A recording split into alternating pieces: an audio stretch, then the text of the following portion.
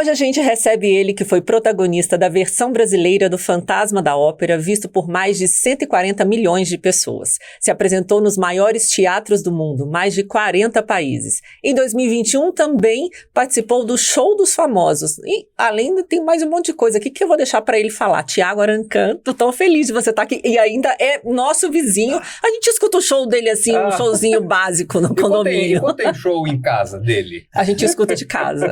Meus amigos Dani e Ronaldo, é um prazer estar aqui com vocês nesse programa tão incrível.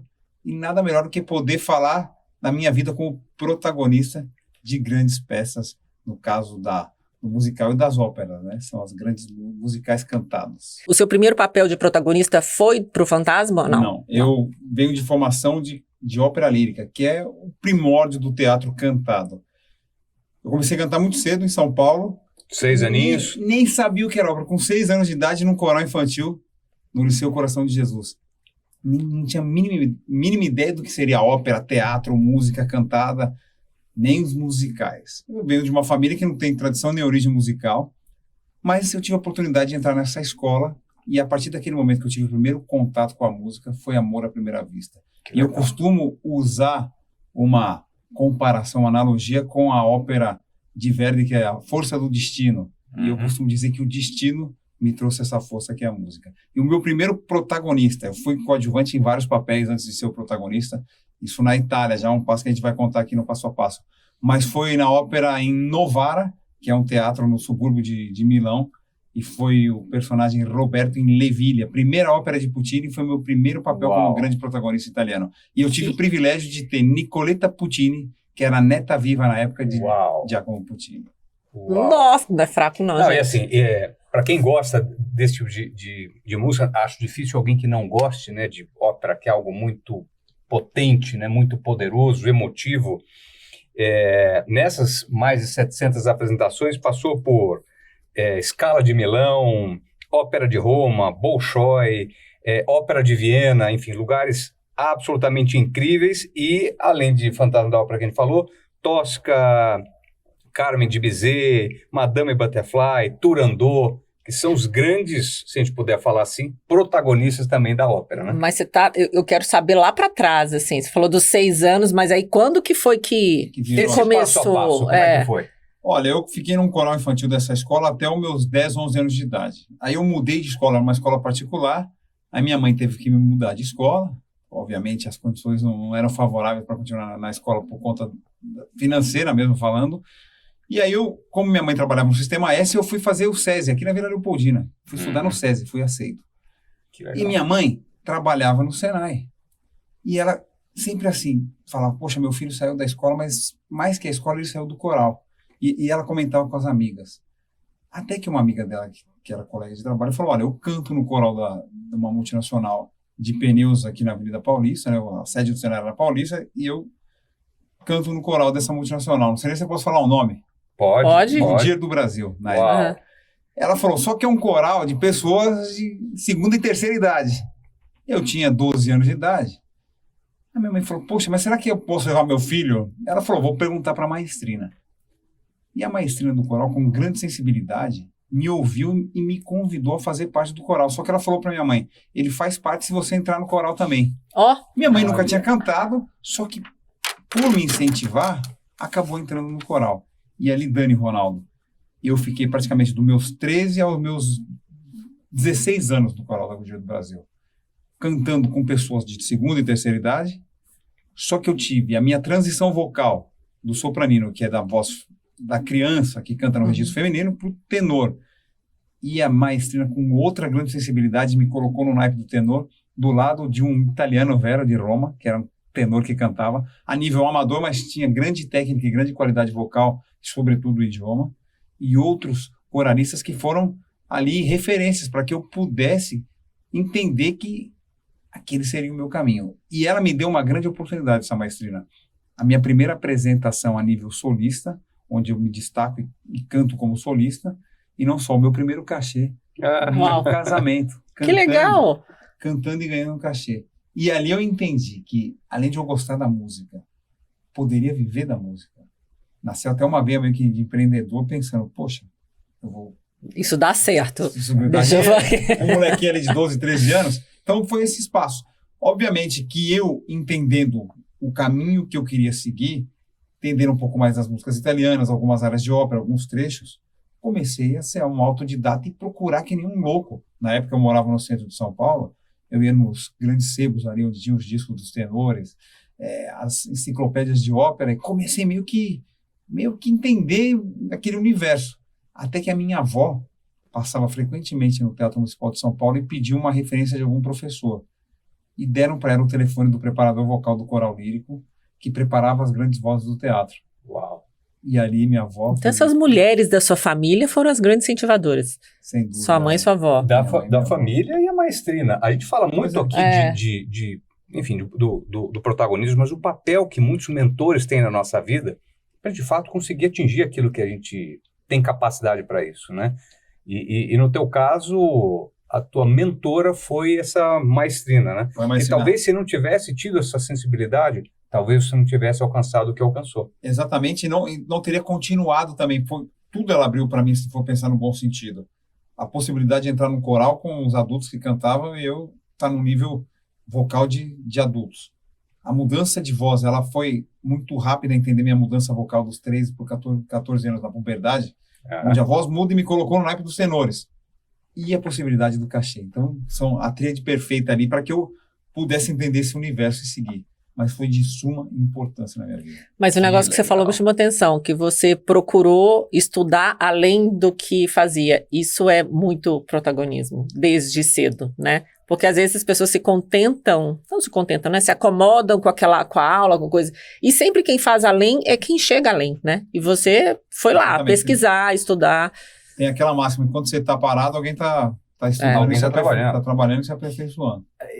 Eu acho assim, de muitas lições aprendidas, de diversas pessoas que passaram por aqui, a gente consegue perceber claramente aqueles caras que atingem um sucesso a mais, alguma coisa, de fato, eles fizeram a mais, né? Ficar em casa esperando que o telefone toque por uma oportunidade, essa oportunidade raramente vai vir, tá certo? E como a gente já te conhece, eu sei que você é empreendedor também, então você também administra a sua carreira, você também dá palpite e você que, por mais que você tenha pessoas que trabalham para você que toca tudo, não é? Você assume isso. Eu comecei sozinho em tudo, então podem imaginar que naquela época eu já era meio que o meu manager, empresário, gestor, produtor da carreira, fui aprendendo meio que na raça isso. Uhum. Até um fato curioso, na época não tinha internet, não tinha telefone, smartphone, nem celular. E eu bolei um cartão de visita com o telefone da casa do meu avô, ele tinha várias linhas de telefone. E lá era o telefone que eu sabia que se tocava era para um show. Não toca, mas eu ia atrás e distribuía meu cartão e o telefone tocou. E eu, aqui é o primo do Thiago, eu faço a... Sempre tem isso, né? O e-mail, aqui é a assessora. Só que hoje, obviamente, eu vim desenvolvendo a carreira, crescendo, tendo sucesso nesse caminhar. Aí hoje eu conto com uma equipe enorme que me ajuda nisso, mas eu estou dentro, intrinsecamente, trabalhando no cotidiano em todos os detalhes, desde a organização do planejamento, a gestão da carreira, a equipe, até da logística eu gosto de cuidar, porque eu acho que é muito importante estar antenado no 360. Claro. Porque o nosso trabalho, agora, falando sem demagogia ao fato, nós somos um produto. O protagonismo é o quê? Protagonizar a sua vida, mas no sentido do âmbito de vida, comercial e de prazer. Só que tem que estar tudo interligado. Então, eu me vejo como o menino que começou cantando, o Thiago que gosta de fazer aquilo, e às vezes eu saio daquele pano e olho o Thiago como artista e o produto. E sem juízo de valor daquilo, porque muitas vezes falar que feio, né? Você achar o artista, o empreendedor, e ter que vender aquilo. Não, mas na realidade é tudo aquilo que eu construí para que eu pudesse dar sequência. Primeiro no meu sonho, depois na minha realização, e sempre com a máxima maior. Que eu sempre falo, eu faço isso porque eu gosto e gosto de fazer para ver os outros felizes. E eu sei que é meu ganha-pão, mas se eu tiver que fazer por alguma razão, eu sempre vou fazer, independente do aspecto financeiro ou não, porque eu amo fazer aquilo e gosto de fazer aquilo. Não, e claro que a gente tem, né, sempre tem pessoas, deve ter pessoas super profissionais com você, mas assim, ninguém vê com os seus olhos, porque é você que está no comando. Então, por mais que você tenha um bom profissional, um bom empresário, as pessoas que cuidam, Se você não colocar a sua energia, porque eu vejo que alguns artistas assim entregam a vida para um empresário, cara, ele pode ser muito bom, mas ele não vai fazer com o seu amor, com o coração, com tudo que você pensa. Então, eu também sou a favor de comandar, assim, de estar olhando tudo para poder funcionar. Eu sempre falo para minha equipe, a gente é um grande time. Naquele momento que eu vou ao palco, eu sou o protagonista maior, então tem que estar tudo perfeito, porque se alguém errar lá na cadeia produtiva, sempre a culpa é do artista. Claro.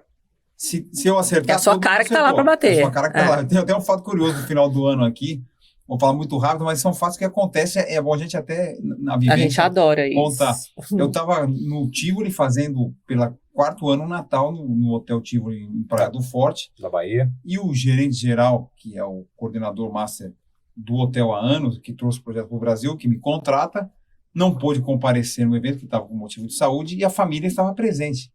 O português, né, a família, a esposa, presente, e ele em casa, no seu aposento, em recuperação.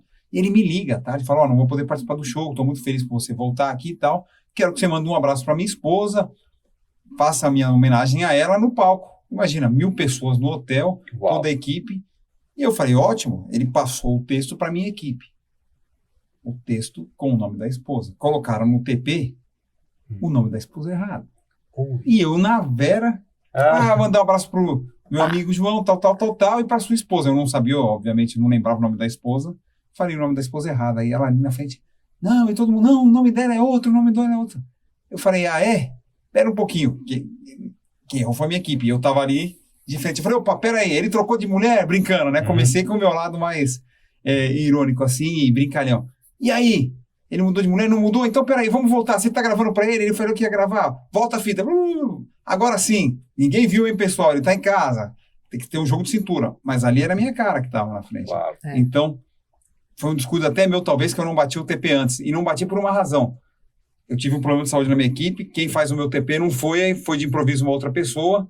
E no fritar dos ovos, a coisa passou. Mas é muito importante cuidar de todos os detalhes. E eu sempre falo, a nossa profissão, Ronaldo, Dani, se a gente erra, no máximo a gente pode tomar uma vaia, perder um contrato, ou sair numa risada igual eu saí nessa ocasião. Pior é ser um médico, ser um policial, ser alguém que o erro pode ser vital, para ele ou para outra pessoa. Então, eu sempre levei isso comigo, que a gente é privilegiado. A gente sai de casa para fazer arte, para fazer o bem, para comunicar, para levar a informação, para levar aquilo que de melhor a gente tem. Se a gente errar, paciência, a gente aprende e melhora. E se diverte, né? Se diverte, mais isso é maravilhoso. No caso de... O professor está tomando nota aqui, depois eu tô colando aqui, ó. Não, aqui, enfim, a gente pega nas tuas passagens coisas que são interessantes depois para algumas chamadas e tudo mais, né? Você trouxe essa questão do servir, do entreter, do encantar, né? De alguma forma, de transmitir amor ao próximo. O amor que você tem pela tua profissão e o amor que as pessoas têm pela música, pelo belo, por aquilo que encanta e emociona, né? Então, eu acho que essa acaba sendo uma conexão muito poderosa.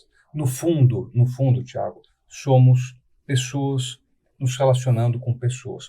Por qualquer forma distinta. Aqui a gente está fazendo isso por meio da palavra, de um papo, de uma entrevista. Você faz através da música, você faz através de uma doação super importante. Eu já assisti ele ensaiando na casa dele, enfim, que esse protagonismo teu, inclusive, acho que tem uma coisa super bacana, que é o teu projeto autoral, que a gente vai falar um pouquinho mais para frente, né? Um cara que saiu de uma escolinha de coral com 6 anos, enfim, e conheceu o mundo, 40 países, etc., mais de 700 espetáculos, a ponto de falar, putz, agora eu estou preparado para o meu próprio projeto autoral. E você desenhou tudo isso, enfim.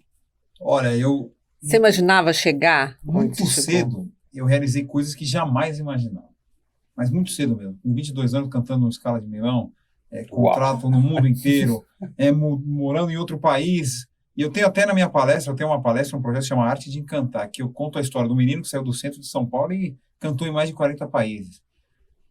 Eu não imaginava que tudo isso... Cantou para várias personalidades, que a gente sabe também. Para chefe de Estado, para todo tipo de público, e isso é bom também. Mas eu não imaginava.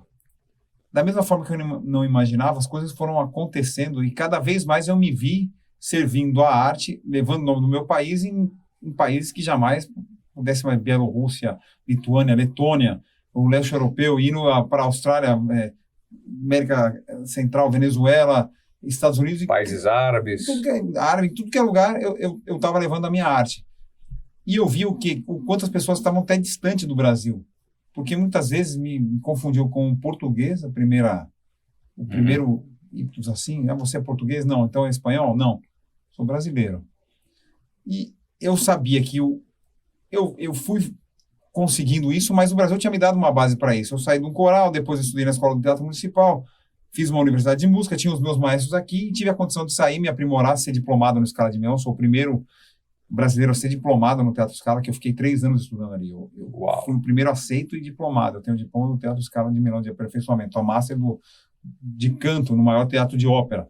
Na Escola Típica de Milão, Escola Internacional da Música da Itália, que é em Milão também. Quando eu me vi ali, eu estava imerso. Caiu a ficha. Ali, na Itália, anos. Caiu a ficha? Em que momento, assim, você falou, caramba, eu consegui? Cara, quando eu subi a primeira vez no palco do Teatro Scala, eu falei, se eu morrer hoje, eu já realizei, eu acho que não era nem sonho, não podia sonhar com aquilo que era impossível na minha cabeça. A primeira vez que eu pisei no palco, 25 de fevereiro de 2005, 27 de fevereiro de 2005, que é aniversário do meu afilhado, ele ia fazer 1 ano naquela época, lembro hoje. Eu não dormi as 3 noites seguintes. Uau! E ali eu entendi, eu falei, aqui é meu caminho, eu vou seguir esse caminho, por mais difícil, árduo que seja, porque morar sozinho, mudar a cultura, claro. Por mais que eu venha de família italiana, os meus avós italianos, tudo, a realidade ali do inverno era bem árdua, ainda mais na condição que eu fui, sem um sólido, né? Sem um puto tinha algumas economias, mas o euro hoje é maior, mas naquela época era 4,80 na época, e falando mais de 20 anos atrás, então era pesado. Quando eu me vi ali, eu entendi que era o meu caminho, e continuei meus estudos, e aí eu fui ganhando corpo artístico, porque as pessoas começavam a falar desse jovem que era emergente, e aí fui sendo convidado para teatros, para audições, para testes, para premiações, para concursos, até que eu conheci Plácido Domingo. Uau! Pelo amor de Deus. Chegou a gravar com ele, não foi? Gravei, realizamos ópera, cantamos juntos, ele me regeu em produções. Meu primeiro convite como artista para os Estados Unidos foi dado a Plácido Domingo. Ele me convidou, ele era o General Manager da Washington DC Opera, e ele me convidou para protagonizar Dom José, na Ópera Carmen de Bizet, no teatro, na abertura da temporada do teatro dele em 2001. Meu Deus do céu. Então, tá, minha gente? Meu Deus do céu. Ele tem um concurso há anos que se chama Operália, que é patrocinado pela Rolex, que é o maior concurso de ópera do mundo, e eu levei 3 prêmios nesse concurso. Caramba. Eu ganhei o primeiro prêmio do público, votação do público na plateia, e o público pelo broadcast, pelo streaming, votava também, chegava os votos. Ganhei o primeiro prêmio de Zarzuela, que são as operetas espanholas, que é em homenagem à família do Plácido, o pai dele era um cantor de Zarzuela. E o segundo prêmio de ópera. Saí do concurso com um patrocínio da Rolex, um relógio da Rolex de $30 mil. Olha! E aí a ficha foi que despencou ali. Falando, caramba. E aí chovia contrato. Contrato, agenda, contrato. Quando eu via, Ronaldo e Dani, se eu dormia 20 dias na minha casa, nem consecutivos, era muito num ano. Era país em país, correndo e cantando, estudando, aprimorando, cantando e melhorando. Tiago, falando com absoluta franqueza, se você não tivesse se esmerado, feito tanto que você fez, né, de fato de correr atrás e tudo mais, você acha que você teria conseguido minimamente metade disso? Propriamente, acho que metade, nem um pelinho disso. Obviamente, a minha curiosidade, a minha vontade mais vontade própria, eu fazia isso para me superar. Porque eu criei sempre um mecanismo psicológico meu de entender que eu teria que ser o melhor para mim mesmo, ser o maior no meu mundo, ser humilde a ponto de entender o meu lugar artístico e também ser inteligente ao máximo de não me frustrar por problemas que pudessem ocorrer e também nem me iludir por confete que iriam me jogar. Então eu sempre fui muito centralizado nisso, sabe? Fui muito apoiado nesse pilar de entender que tudo depende, tudo nasce e morre da minha vontade de acontecer e realizar as coisas. Uau. E nisso eu me baseio até hoje. Tudo nasce da minha vontade. Se eu não quiser, eu não faço. Se eu vou lá e quero fazer, eu vou e faço acontecer. E todo ser humano tem essa máxima. Claro. Vocês... Um trabalho mental fantástico. A gente tem que usar isso sempre a favor. E, obviamente, ter aí o que na Itália se diz, pelo sullo stomaco. Porque aguentar a pressão claro. Não é resiliência. Fácil. A resiliência é a força. E muitas vezes sozinho. E aí eu aprendi aquela máxima ali que o filho chora e a mãe não vê. E nunca tem histórias que eu vou guardar para mim eternamente que ninguém vai saber o quanto eu sofri. Também não precisa, porque aquilo faz parte da nossa formação. Claro. Para nos tornar forte hoje e poder suportar qualquer outra... Thiago, são as cicatrizes... São cicatrizes de vida que tornam a nossa trajetória forte, né? Foram as nossas, enfim, os nossos tombos que nos permitiram levantar, como uma criança, né? Que começa engatinhando, aprende a andar, vai caindo, levantando, até uma hora, enfim, que está correndo por aí. Está voando. Né? Tá voando. Eu queria saber se a sua preparação pro musical... É bem diferente de um show, né? Exige muito mais tempo para atuar e tudo, apesar de ser um musical. Você tem uma preferência entre atuar e cantar? Não tenho a preferência. Eu gosto de estar no palco. Eu venho da arte encenada por conta das óperas líricas, a base teatral. É óbvio que nesses espetáculos você dá vida a um personagem e conta uma história, tem uma narrativa, com começo, meio e fim. Tem um enredo, uma história, é uma telenovela cantada. Né? E isso, de certa forma, te cria o quê? Não uma identidade propriamente artística sua, te cria um intérprete daquilo, com as suas camadas, obviamente, de construção psicológica do personagem, em base àquilo que ele vai ser exposto e apresentado em base ao autor, ao libreto, à história, ao conceito. Só que te deixa sempre um protagonista da história de alguém, da história real ou do personagem fictício. Isso foi a minha base e eu executo, obviamente, que agora eu estou sem projeto lírico, teatral, ou seja, ópera ou musical, mas não me deixava propagar o meu nome como protagonista Thiago Arancan. E isso, vou falar, não é que me incomodava, mas sempre me deixava com uma pulguinha atrás da orelha de falar, eu quero ter a minha linha de frente, onde eu vá ao palco. Obviamente, num show, como vocês assistiram em algumas ocasiões, seja com maestro, ou seja no meu show próprio, onde eu tenho minha equipe, mas o nome do espetáculo carrega Thiago Arancan, e não o fantasma da ópera, não Turandot, Puccini, e não o personagem Mário Cavaradossi em Tosca. Isso não é que me incomodava, mas não deixava eu ir além daquilo que eu já tinha conquistado e adquirido. É fascinante o mundo da ópera. Eu, com experiência própria de grandes espetáculos de ópera e tanto musical, são até, por mais que a base é o teatro cantado, na ópera você não tem o recurso do microfone, não tem o recurso tanto da dimensão do musical que você pode rodar para tudo que é lado e cantar de tudo que é lado porque tem um microfone, e você tem um dinamismo mais lento do que o musical, onde o dinamismo musical ele é muito rápido. Na ópera, por exemplo, uma cena de vamos falar assim, de um problema, ela pode decorrer em 20, 25 minutos você cantando, viene di qua, não, viene di qua, se di qua, andiamo di là, su, giù, non, qua, porque eles criavam o quê? Atrativos para o público na época, né? Isso falando 100, 200 anos atrás, até mais, tá ali ligado, eles não tinham outra forma de entretenimento. O musical já é mais moderno, então hoje era muito rápido já a informação na época da construção do musical. Hoje, mais ainda, que ninguém tem mais paciência de ficar vendo a mesma cena por mais de 5, 10 minutos. Então tem esse dinamismo. E na ópera não, é mais estático isso, e é muito mais denso como estrutura, e aí tem que prender mais a atenção do público, por conta de momentos intelectuais diferentes, por conta da tecnologia e tantas outras... E essa sua preparação para o Fantasma, por exemplo, demorou quanto tempo até estrear? E aí tem um parênteses interessante. Ela demorou 1 mês e 20 dias. Mas ela é construída de uma forma lenta. Embora o musical é dinâmico, a preparação do musical e os ensaios é lenta. E requer o quê? Um sincronismo muito maior com a equipe técnica do que com a equipe artística.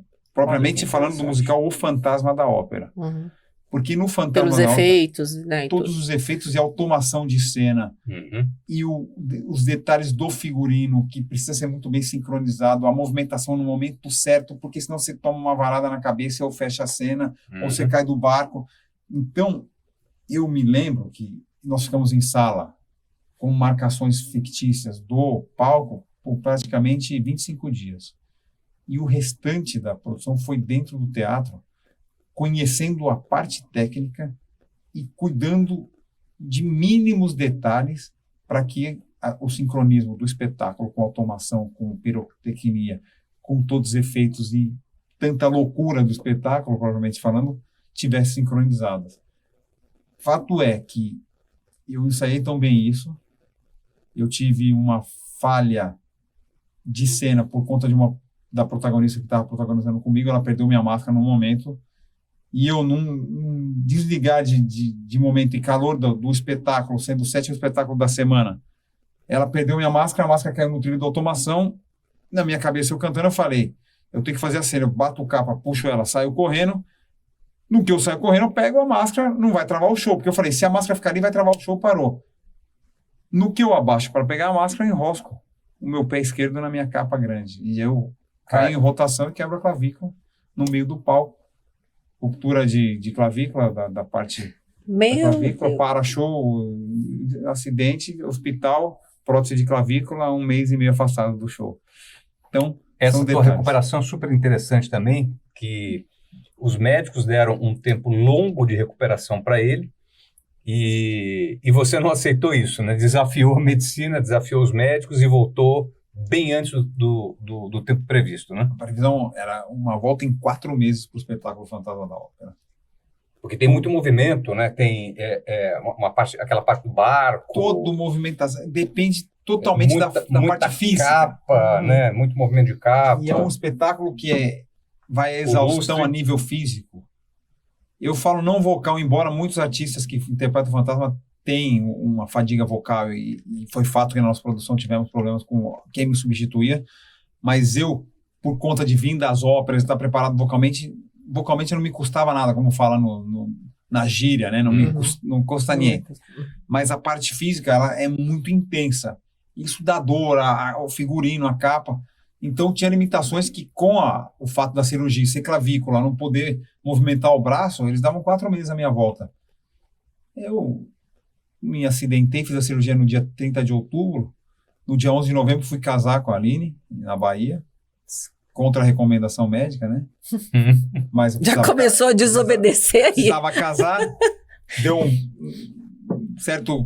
uma certa confusão, mas eu tem a máxima, quando casar, sara, né? Falei, vou casar para sarar. Menos de 30 dias estava cantando sem estar num espetáculo, mas num show propriamente parado, sem movimentação. Só que eu comecei em 15 dias a recuperação com o físio. E como o departamento de físio era no teatro, e eu ia sempre e todo dia seguir o espetáculo mesmo operado. E a sessão prevista era cada semana uma sessão de físio para ir aumentando até chegar no nível. Eu fazia às vezes 3 sessões no dia de físio. Uau! Mas movimentos de aprender a circular, a escrever novamente para ter mobilidade no braço, na clavícula. Fui me recuperando. Mais uma vez, não acomodou. De forma alguma. E não só, eu voltei para o show onde eu sabia que eu estava com grandes limitações, com dor, com perda de massa muscular, tudo aquilo que é a recuperação pós-cirurgia, ainda mais a clavícula que sustenta o braço e a consequência era não poder interpretação. E eu sabia no show o que eu não poderia fazer. Aí eu chamei a diretora assistente do Brasil, porque o espetáculo sendo da Broadway, você não pode mudar nada dele. Você cria tem um gabarito. Tem um copyright e você faz uma infração de copyright e você pode perder o contrato e não realizar o espetáculo. Se mudar, dá ruim. É igual você mudar o hambúrguer do McDonald's lá e querer colocar sei lá o quê. Só que eu sabia que eu teria que ter uma autorização lá da Broadway para poder mudar algumas coisas. E tive que mudar muitas coisas. Aí eu chamei a minha diretora e falei, essa cena eu tenho que fazer assim, assado. Eu tenho que mudar do lado esquerdo para o direito, eu tenho que me arrastar assim. Eu recriei tudo que eu podia fazer mentalmente e sabia que não ia comprometer o enredo do espetáculo. Mudaria algumas coisas, teria que mudar alguma coisa de luz, alguma coisa técnica. E aí a gente começou a bater com a direção americana e eles precisavam da minha volta ao espetáculo porque não conseguiam os meus... Eu tinha para todo efeito, eu tinha um substituto que não dava conta do papel. Aí precisava de qualquer forma voltar. O meu segundo substituto era protagonista do outro papel principal, que era Raul. E ele não podia estar ausente porque é uma escala, vai cair todo mundo. Você sabe como é musical. E aí a direção americana aceitou. Só que a condição de eu realizar um espetáculo, mandar o report para eles, para eu entender, para todo mundo entender como era. E eu banquei isso de forma consciente e inconsciente. Eu voltei para o espetáculo. Consciente e arriscada. Porque eu teria que voltar. Como o espetáculo não para, era de quarta a domingo, e a produção só rolava de quarta a domingo, segunda e terça era a pausa da companhia, ninguém podia trabalhar, ou exceto por alguma razão, era bem complicado. Eu lembro que numa quarta-feira, dia 3 de janeiro, quando eu voltei, teve um recesso do Fantasma de 15 dias, eu voltei pós-recesso para isso. Aí eles falaram, a condição mas a gente vai marcar um ensaio às 14h para rodar o show às 9h. Uau. Se rodar bem, se você quiser sentir, você roda o show e vai. E aí continua a semana. Se você não estiver bem e não continuar a semana, a gente vai pôr um substituto e vamos indo. Eu voltei, eu fiz o ensaio, o passadão que fala, geral, com todas as mudanças. Eu tava destruído na acabada do passadão. Só que aí eu fui pro meu camarim. Eu tomei banho e falei, eu não vou molar o osso, né? Como fala, não vou soltar o osso. Aí fui pro show arrebentado. E aí fui pra semana. Aí quando vi, eu já tava dentro e era dor pra tudo que é lado. Dor, sem músculo. Chorava. Eu saía do palco chorando de dor, ia pra físio, recuperava, banho e show. E fui embora, meti o pé na temporada e fui pra temporada. E chegou a 2 shows por dia. Né? Fazia 2 shows sábado e 2 shows domingo. Quando não, 2 na quarta, às vezes, ou 2 na sexta, fazia 8 na semana. Eu cheguei a fazer 33 shows num mês uma vez, sendo que segunda e terça não tinha show. Caramba! Eu repetia 2 na quarta, 2 no sábado, 2 no... Uau. Que exemplo, Thiago. Agora, o show... Quer perguntar alguma coisa? E tem gente que reclama com uma bobaginha, né? Não, eu não gosto de ninguém que reclama perto de mim. Tem pavor. Você também, óbvio. Agora, quero saber do show. O mais emocionante, assim, porque quando você está no palco cantando, ópera emociona muito.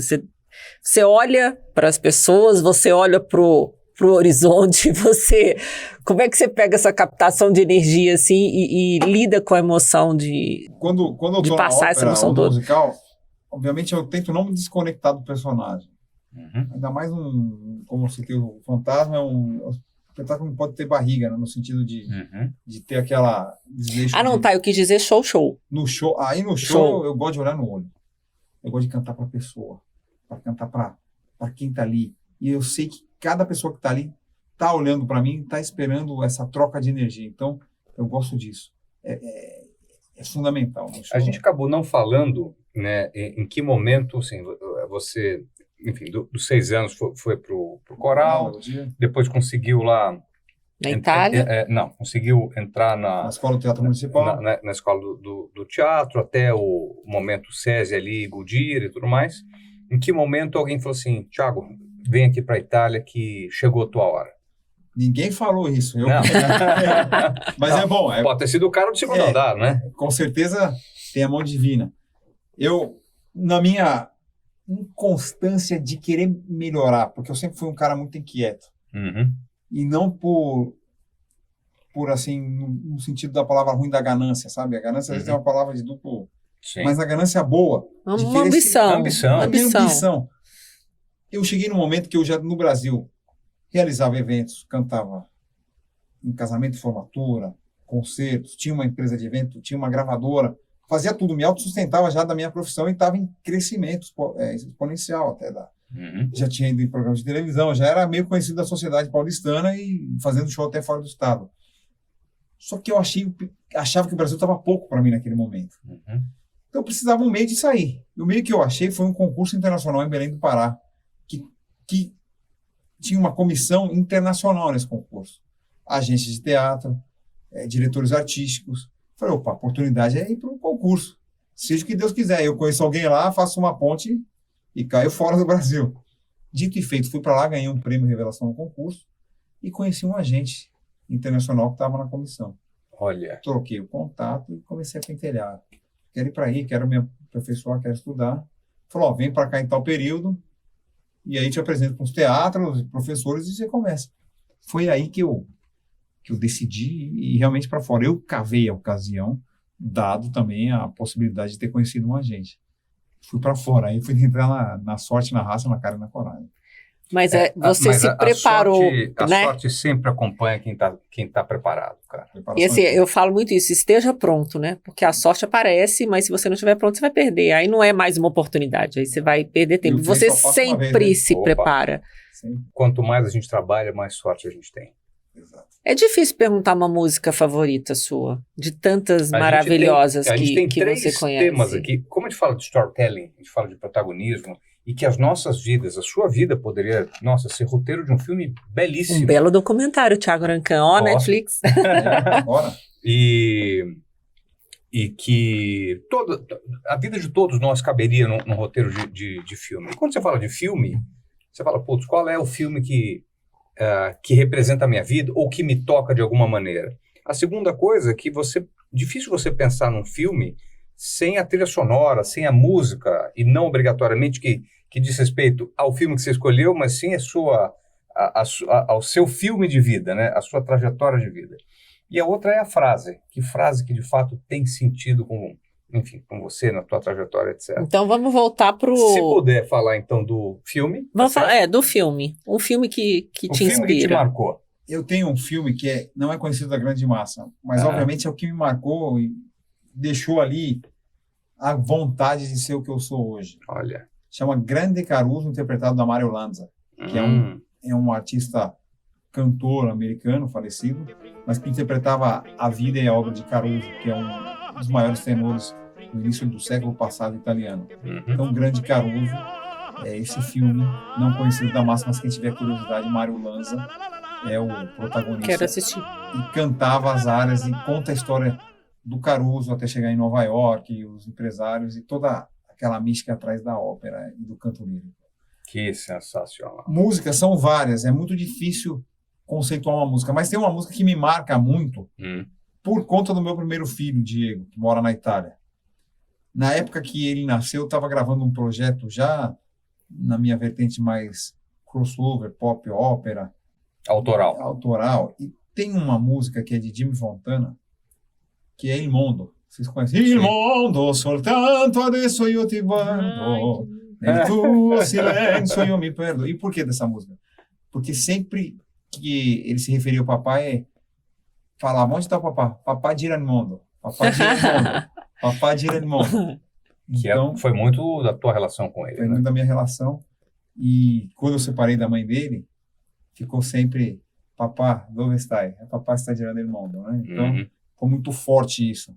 E ele me reconhece pelo fato de eu ser um cantor por conta da música. Que legal. E a frase que eu carrego para sempre, ela vem de uma oração que eu faço desde menino, que eu aprendi com os meus avós, que é assim, ó: dai-nos a simplicidade que fará de nossas almas um espelho onde se refletirá a vossa imagem. Uau. Referido a Deus. Uau. E essa é a minha máxima, porque eu sempre me nivelo, né? Em português, livelo em italiano, ao nível das pessoas com a mesma simplicidade igual. Somos todos iguais, independente se você é fulano, beltrano, etc e tal. E eu sempre carreguei isso. Foi muito importante para que eu pudesse até chegar onde eu cheguei. Porque eu nunca me amedrontei perante a um diretor grande de ópera, de teatro, uma personalidade, um presidente ou tantas outras que eu encontrei, mas também nunca me apequenei. Não sei se a palavra é até certa para falar, né? Porque é menor. Então, eu sempre tive essa humildade de entender que ali somos todos iguais. Essa frase e nem com relação aos... aqueles que também não estavam no seu nível, né? Tem uma passagem sua que a gente acha lindíssima. Ele estava numa viagem, acho que pela Itália, e tinha um músico tocando na rua. Em Paris, agora eu lembrei. Em Paris. Paris, é verdade. E aí ele foi lá, quer dizer, um dos maiores tenores do mundo, deu uma canja pro músico que estava tocando na rua, enfim. Tem esse vídeo no seu Instagram, não tem? Alguns trocados. A gente vai colocar edição. Produção, vamos colocar esse vídeo aí, porque é de fato muito, muito legal. E até acho que o cachê dele acabou sendo melhor, né? A caixinha do... I've traveled each and every highway and more, much more than this, I did it my way. Eu sempre me senti uma pessoa privilegiada. Obviamente eu fui atrás e vou atrás, mas a minha gratidão é enorme, sempre será. Sou grato por tudo que eu conquistei, por tudo que eu vou conquistar, porque eu sei que a gente continua em evolução e crescimento. Sem dúvida. E eu sempre vi os músicos em situações ali que eu jamais poderia imaginar de eu chegar numa situação daquela, mas sendo músico, sei o quanto é difícil ser um protagonista de respeito de nome, por falta de ocasião, momento ou vontade. Mas eu via. E eu sempre, nessas minhas andanças ao mundo, parava do lado dele e falava, dá um som maior aí. Ele, eu... do sole. Aí o cara que tava ali, que ninguém olhava pra ele, de repente, todo mundo olhava. E eu falei, quer saber? Já tô cantando aqui, vou pegar o chapéu dele e vou falar, vamos ajudar o amigo. E passava o chapéu. Na primeira ocasião, eu lembro, eu tava de férias na ilha da Grécia, em Paros. Tem várias Mykonos, Santorini, todo mundo. Paros é uma outra ilha. Eu fiz isso no meio da ilha. E eu tava com outro amigo meu que canta também, brincando assim, nessa ocasião, e passei o chapéu. E os meninos fizeram a contagem no final. Deu mais de 400 euros. Olha. Caramba! Os caras não sabiam por poucos minutos, né? Os caras não sabiam o que fazer. Aí eu falei, poxa, que legal isso que eu fiz, né? Cada país que eu for e tiver alguém nessa situação de rua e ninguém tiver propriamente cagando pela pessoa, você vai italiana, né? Nem aí para aquela pessoa, eu vou lá e vou fazer isso. E fiz isso em Miami, fiz isso no Canadá, fiz isso na Lituânia, em Londres, em Paris. Então, quando eu vejo uma situação dessa, vou ali e desperto o magnetismo da voz para aquele artista que está ali e uso do meu dom divino, né, para poder fazer o bem para aquela pessoa que está em dificuldade e está aí tentando ser o protagonista. E imagina a diferença que faz na vida dessa pessoa esse dia. Não esquece nunca. Nunca vai esquecer. Eu lembro, essa vai ser difícil de achar, eu vou tentar achar o vídeo, que era uma senhora e o senhorzinho tocando um trompete tudo desafinado na Sabemos frente, bem. na frente. Vocês me contaram essa história. Na frente, em Miami, na frente da Apple, na Lincoln ali. E ninguém olhava, cara. E eu dentro da Apple esperando, demorando uma fila. Eu falei, quer saber? Vou lá cantar. E eu cantei, passei o chapéu. Um cara dava $20, o outro não sei o quê. Eu lembro da velhinha, olhou o dinheiro assim. Glory! Thanks God, oh glory! E ela gritava assim, estarrecida. Eu falei, nossa, que mágico. É mágico poder fazer o bem. Me lembrou aquele filme Corrente do Bem, você já viu? Ah, fabuloso. Corrente do Bem e Sons do Coração. Você já deve ter visto Sons do Coração. Pode ser. Se você não viu, maravilhoso. Corrente do Bem é esse... Um sujeito internacional precisa bem italiano ou inglês. O Magari é um natronome. Não, me lembrou muito isso, que é um menino que ele vai fazendo bem, aí isso vai se multiplicando. E ele fala o seguinte, cara, passa pra frente. Né? Essa doação, essa generosidade, passa pra frente. Que a pessoa se sente responsável em fazer também, já que ela recebeu, né? Eu acho que... Bom, obviamente que a gente encontra anjos na nossa vida, né? Sem dúvida. E pessoas que me ajudaram, eu queria retribuir a ajuda, a pessoa falou, não faz para mim, faz para o outro. Faz para o próximo. Faz para o próximo. Isso eu guardei sempre. Tiago, você sabe, enfim, vem de família de músico, né? E é um ponto muito delicado dessa profissão, que quando você vê um dentista, um médico, um contador, um administrador de empresa, um engenheiro, na maioria das vezes, essas pessoas conseguem viver muito bem da profissão, enfim, ter uma vida normal, estável, pagar suas contas, comprar sua casa e tal. Mas a música, embora ela seja absurdamente envolvente, tá? De fato, é difícil alguém que não ligue uma música no seu celular, no seu carro, etc. Então, que permeia a nossa vida. Mas, ao mesmo tempo, né, ela é assimétrica na medida que dá oportunidade para poucos. Na verdade, a oportunidade de cantar, experimentar a música, ela é universal. Mas o resultado disso, do ponto de vista de profissão, ela é assimétrica, lamentavelmente. Como várias outras coisas, pode trazer uma analogia aqui de um jogador de futebol, né? Ou esportistas de alta performance, enfim, em geral. Então, muitos tentam e poucos chegam. Né? Exatamente. E eu pude assistir, por ter vindo de um lar musical, quantos talentos inacreditáveis que muitas vezes tocavam no bar por um prato de comida R$50, né?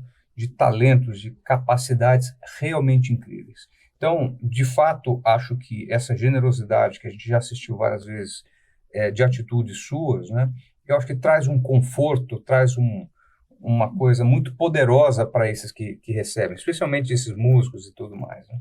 Eu talvez eu possa estar errada, assim, mas eu acredito muito que, não generalizando, obviamente, mas eu acho que quem faz de verdade, que é aquela pessoa que não desiste nem um dia, que está ali fazendo, acontece.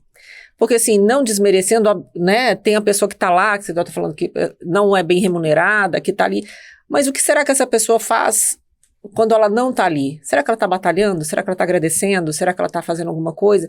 Porque não é só o palco. Então, eu acredito que essa luz vem para quem faz todo o papel da sua vida funcionar de uma maneira mais harmônica. Exatamente. E tem isso que você falou interessante também, e vai ao encontro, porque é difícil chegar, mas o caminho, o processo, por mais que seja árduo, se a pessoa gosta daquilo e está fazendo bem para ela, e ela está fazendo com o coração e sendo sincera com ela mesma, ela vai ser feliz.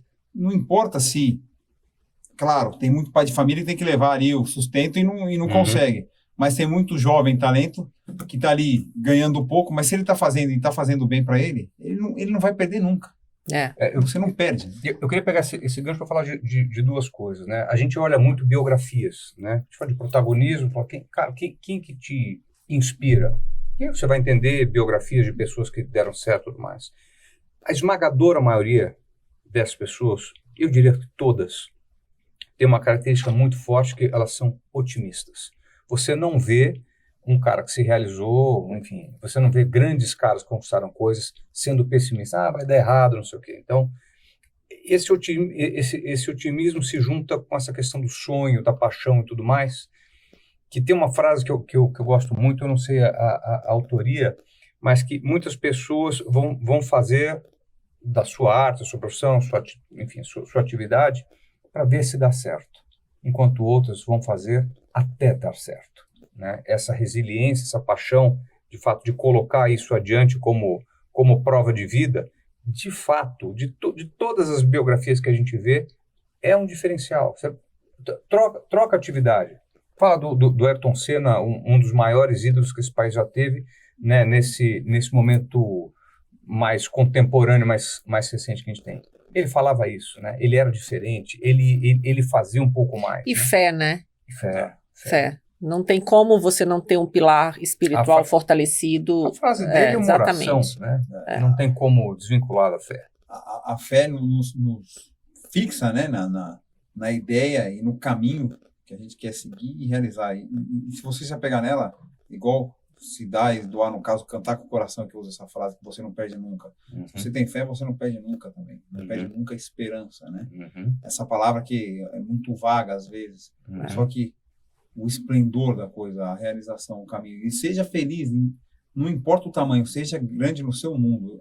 Eu sou grande sempre dentro do meu mundo, sempre me conceituei e me via pequenininho, um cara que já era o maior dentro daquele meu mundo, que foi me dando força e me dando também a autoconfiança, porque muita gente tem o talento, tem a vontade, mas não tem a autoconfiança. E aí se sabota, aí não vai, não acredita, reclama. E fala, ele vai pensar isso de mim, já chega já com N desculpas, secundárias e N preconceitos em relação a tudo. Aí a gente volta naquela mesma coisa. Às vezes você vê uma pessoa com talento e você fala, nossa, por que será que não tá? O que será que ela tá fazendo, né, em paralelo?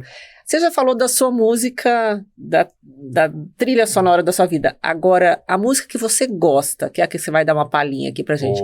A que você gosta, assim... Vai ser uma, né? Que vai... Acho que a que você... a que te inspira, que você gosta de cantar, se é que tem, né? Uma que você gosta mais. Tem essa música que, embora seja uma área de ópera, culmina num momento da história da ópera que quer vencer em relação ao amor, aos enigmas da Princesa Turandot, ela não deixa de ser um fragmento que já foi separado da ópera e se criou-se, né, um culto de ser uma das áreas mais famosas do mundo, imortalizado nos Três Tenores, que é Nessun Dorma, o Turandot de Puccini, que tem a célebre frase.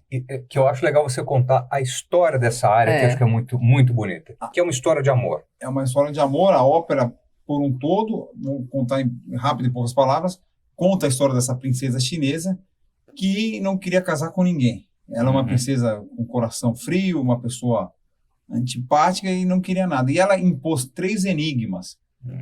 Quem descobrisse os 3 enigmas teria o direito de casar com ela. Quem não o descobrisse seria mandado à guilhotina. Então, vários desconhecidos príncipes de outros lugares vinham e tentavam os enigmas e não conseguiam os enigmas. Iam lá para a guilhotina. Até que um príncipe desconhecido, Calaf, vem e desvenda os 3 enigmas. Mesmo revelando os 3 enigmas, ela não quis casar com ele, de forma alguma. E o imperador, o pai, todo mundo, não, isso aqui é uma tradição milenar, você tem que casar, tal. E ele, de muita sensibilidade, falou, olha, você me propôs 3 enigmas, os 3 eu descobri. Eu vou te propor somente um enigma. E ao amanhecer você vai ter que dizer o meu nome, que ninguém sabia o nome dele até então. Ele vinha foragido de uma guerra que teve, de um problema político, e ele era um príncipe de outro reino. Então, ele propôs a ela. Il mio nome non sai, dimmi meu nome fino a domani all'alba vincerò. All'alba vincerò. Se você não disser meu nome, ao amanhecer eu vou vencer. Vencerei, all'alba vincerò. Aí vem o início do 3º ato, Princesa Turandot ordena em Pequeno que ninguém durma, para que pudessem descobrir o nome dele até o amanhecer, senão se todo mundo dormindo, e vai para lá, vai de cá, antes do momento dele revelar o nome, porque ele acaba revelando o nome em compaixão a ela, ele canta Nessun dorma, tu pure principessa della tua fredda stanza. Você também, princesa... Ninguém durma, né? Ninguém durma. Você também que está aí no seu quarto frio, né? Você é uma pessoa sem coração. Guardi le stelle che tremano. Olha as estrelas que estão ali, enfervorecidas de amor e de esperança. O meu mistério está aqui, ó. Mas meu mistério é que uso ele meu. O meu mistério está aqui dentro de mim. Il nome mio nessun saprà. O meu nome ninguém sabrá. Sulla tua bocca lo dirò. E all'alba vincerò, né? Vou dizer beijando a sua boca. E acontece no decorrer da ópera que ninguém descobre, ele canta vincerò, vincerò. Ela acaba ainda cometendo tragédia, porque na ópera manda uma se matar, suicida, o outro se suicida, enfim. Vai para a cena final, ela desprezando, e ele falou, eu ganhei isso. Falou, já que você não me quer, vem aqui. Ele dá um beijo na boca dela e fala, o meu nome é Calaf, filho de Timur. Aí ela se derrete. Apaixonou. E ela, para cantar para o povo inteiro de Pequim, que ela descobriu o nome, porque, obviamente, ela vai se dar como... E ele deixando ela protagonizar ela com a sua generosidade, que foi criada através do beijo e do descobrimento do amor, no meio do povo, diz, o seu nome é amor. Não fala o nome dele. Sensacional. E Nessun Dorma essa área. E carrega essa célebre frase, all'alba vincerò. Então eu falo que possamos vencer sempre all'alba, que é ao amanhecer, ao entardecer e ao anoitecer. Então vai ter um trechinho. Vou pôr até a base aqui para eu cantar bonitinho, hein? Nossa. Posso, técnica? Que moral, hein? Olha, a gente está aqui hoje com ele. Tiago Arancan, dá um oi aqui, ó, nos meus stories. Dani, Ronaldão, e ele vai meus amigos. Ele vai cantar aqui pra gente agora, neste momento. Nessun dorma, nessun dorma.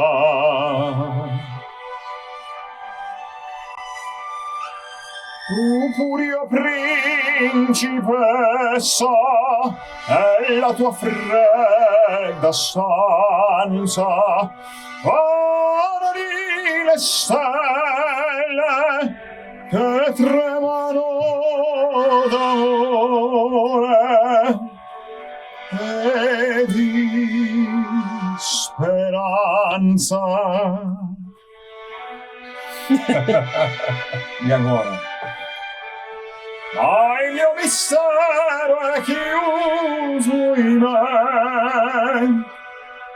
Il nome mio nessuno saprà.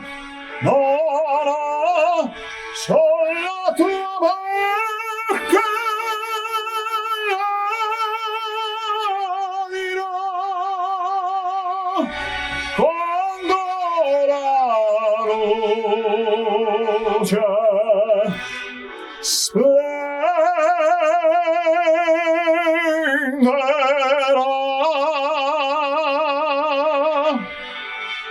E agora, ó.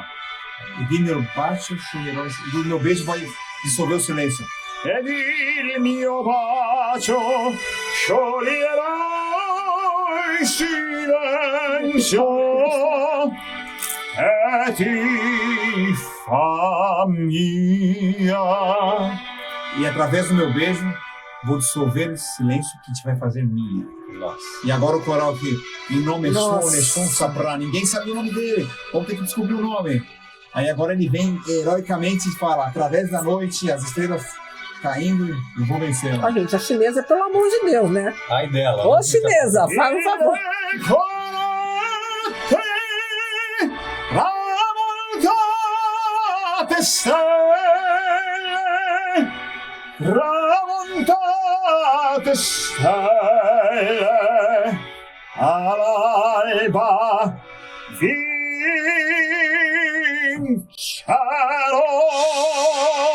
E vencerei. Vincerò. Vencerei. Vincerò.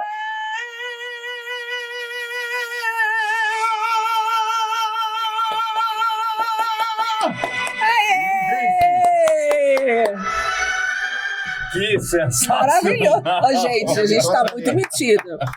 E eu vou falar, ele não mora tão não é a rua dele, não é tão próximo a nossa, mas dá pra gente escutar ele cantando lá na casa dele. Não, eu chego na academia dando um bom dia também. Né? Fazendo abdominal cantando, isso é sacanagem. Não, e o mais interessante é que você está cantando sentado, né? Ou seja, ainda comprimindo o diafragma, não é para qualquer um. Tem toda uma técnica de apoio, deixa o diafragma relaxado, mas assim, não tem vitória sem esforço. Não. Então, Por favor, repete aqui para o pessoal de casa. Nenhuma vitória sem esforço. Não tem, gente. Você sabe, vocês treinam, você trabalha, empresário, na nossa profissão, tem que ter aquele esforço, é necessário. Claro. Para poder fazer o melhor, mesmo no pior dia da nossa vida. Tem que ser sempre o melhor. Que lição de vida, gente. Eu tenho certeza que essa história do Thiago te inspirou de alguma forma, te deu uma sacudida, que é o que a gente gosta. Agora eu quero que você escreve a sua frase aqui com a sua grafia, porque isso vai virar um post. Ixi, minha letra aqui, vamos ver. A caneta tem dois lados. Como a frase é grande, é melhor tem um lado... Tem do outro lado. Aí, daqui, da frente. Aqui, ó. Quer fazer Enquanto isso, nós deitada vamos melhor? Na pipoquinha. Do jeito que você Do jeito que você preferir.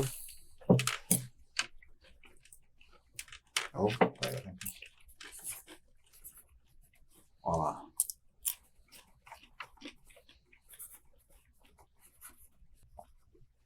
Maravilhoso. Grazie mille. Agora é o seguinte, a gente tem um presentinho que nós damos para todos os convidados. Quando o convidado é mulher, ela sai mais saltitante. Quando o convidado é homem, ele também sai, porque ele vai chegar em casa com um presente para a mulher e a mulher vai ficar muito feliz. Tem uma lembrancinha aqui para você levar para a Aline, que é da Julia D. A Aline ama. E aí, inclusive, se você está aí assistindo, você pode usar o cupom Pode Protagonizar e garantir o seu desconto no nosso site. Espero que ela goste. Ela, se não gostar, só bater lá em casa. É só bater lá, a gente troca. Tem a pulseira? Tem a pulseira que eu dei pra ela. E aí, eu tava em algum lugar, acho que tava fora do Brasil, por alguma razão ela enroscou e ela quebrou. Ficou até mal. Aí eu fui, levei pra arrumar, ela ficou toda feliz. Ó, gente, é só me falar que a gente tava fora. A gente tava em alguma viagem. E eu lembro até hoje que ela, eu amo tanto essa pulseira que a Dani me deu. Ah, E bonitinha. agora eu vou falar que esse presente aqui... mais Daqui a pouco é pra Angelina. Angelina. Mandar pra Angelina também. Grazie. Obrigada, Thiago. Obrigado, Adorei, gente. Que história maravilhosa sua. Obrigado, Ronaldo. Que Protagonista, você meu irmão. consiga mais e mais. Que Eu tenho exemplo. certeza que você vai conseguir muita coisa. A gente vai celebrar vamos muito sempre. junto. Aliás, tem aniversário aí, né? Chega. Grazie mille. Grazie a voi. Fratello. Continue acompanhando o nosso canal, siga as nossas redes sociais, o Pode Protagonizar, se inscreva no nosso canal toda semana, mais uma história para poder te inspirar a ser protagonista da sua vida.